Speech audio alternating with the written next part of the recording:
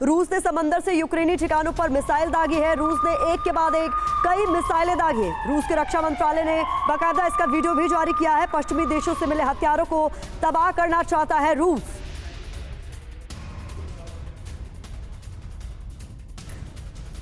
अनुराग जी, कुल मिलाकर यहाँ पर जो हम बात कर रहे थे और सर भी कह रहे थे उसी को कंटिन्यू करते हैं कि हथियार भर भर के मिल रहे हैं, इसीलिए इस्तेमाल भी हो रहे हैं और जब तक हथियार मिलते रहेंगे ये युद्ध जारी रहेगा।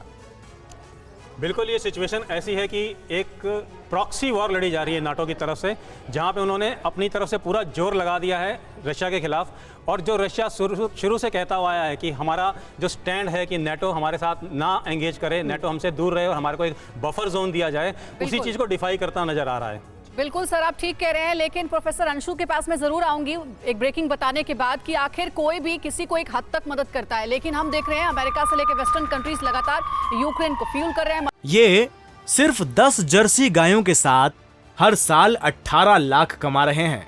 आपको भी ये सीखना है तो फ्रीडम ऐप को अभी डाउनलोड कीजिए। मदद पहुंचा रहे रूस और पश्चिम के बीच और तनातनी बढ़ सकती है। बड़ी खबर है, एटमी मिसाइल टेस्ट की तैयारी में है रूस के राष्ट्रपति। वॉर एक्सरसाइज के दौरान मिसाइल टेस्ट कर सकता है रूस। कुछ दिनों में होनी है रूस की थंडर एक्सरसाइज नाम से ड्रिल।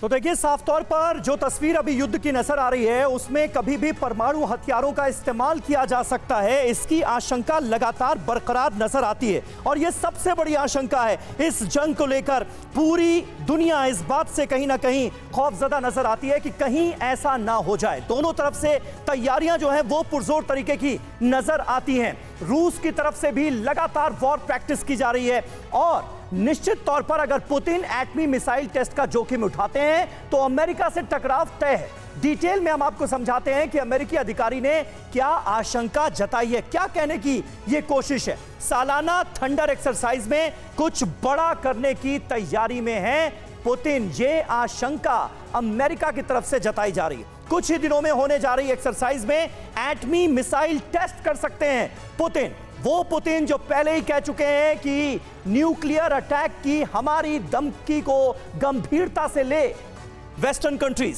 स्टार्ट समझौते के तहत रूस अगर ऐसा करता है तो उसे एडवांस जानकारी देनी होगी। अमेरिकी अधिकारी ने यह कहा है कि हमें रूस से अभी तक ऐसी कोई जानकारी हालांकि मिली नहीं है, लेकिन अमेरिका को शक है कि रूस न्यूक्लियर मिसाइल टेस्ट कर सकता है। इसकी आशंका अंजलि लगातार बनी हुई। बिल्कुल, बहुत बड़ी जानकारी आपने दी है रूस यूक्रेन युद्ध के बीच में। और प्रोफेसर अंशु, जो समीर ने बताया, लगातार मदद पहुंचाई जा रही है यूक्रेन तक। हमने देखा है पश्चिमी देश से लेकर नाटो कंट्रीज और अमेरिका यूक्रेन की हर संभव मदद कर रहा है। लेकिन बड़ा सवाल यही है कि किसी की भी मदद आप एक क्षमता तक करते हैं, एक लिमिट तक करते हैं। आउट ऑफ लिमिट जाकर के कब तक आखिर आपको लग रहा है ये सारे देश मिलकर के यूक्रेन को मदद करेंगे रूस के खिलाफ?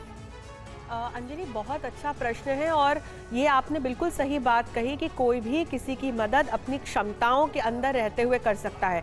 आज जो हम विशेषकर यूरोप की स्थिति देख रहे हैं, यूरोपियन देश इस बात को धीरे धीरे समझ रहे हैं कि अमेरिका की वजह से अब उनकी ऐसी स्थिति हो गई है, क्योंकि ऊर्जा के जिस क्रिटिकल संकट को आज यूरोपियाई देश झेल रहे हैं। फ्रांस में देखिए, वहां की जनता ने इतने इन्फ्लेशन रेट्स हाई हो गए हैं कि वहां की जनता ने प्रदर्शन करना शुरू कर दिया है ना। जर्मनी में ऊर्जा का एक बड़ा संकट पैदा हो गया है और ये एक स्ट्रेटेजिक विक्ट्री है जो मुझे पुतिन दर्ज करते हुए नजर आते हैं। तो धीरे धीरे यहाँ से हम एक मोड़ देखते हैं और यहाँ मैं एक और बिंदु चर्चा में लेकर आऊंगी जो आपने प्रश्न पूछा था सिंह साहब से कि क्या दोनों देशों के राष्ट्राध्यक्ष बदलेंगे तब जाकर के युद्ध का अंत होगा। नहीं, पुतिन मुझे इतने ऊंचे कद के नेता नजर आते हैं कि मुझे नहीं लगता कि वहां पर वो बदलने वाले हैं। हाँ, यदि यूक्रेन में ज़ेलेंस्की बदल दिए जाएं तो इसकी हम कोई गारंटी आसान तो वही लगता है। अगर ये कहा जाए कि किसी कोई एक राष्ट्राध्यक्ष बदलेगा तभी जंग खत्म होगी, तो फिर आसान तो यूक्रेन तो वो मुझे ज़ेलेंस्की ही नजर आते हैं समीर। हाँ। लेकिन हाल फिलहाल जो स्थितियां हैं, जो हम ये एक अध्याय और अंत होकर नया अध्याय खुलते हुए देख रहे हैं, जिसमें कि रूस बहुत आक्रामक रूप में हमारे सामने आ रहा है।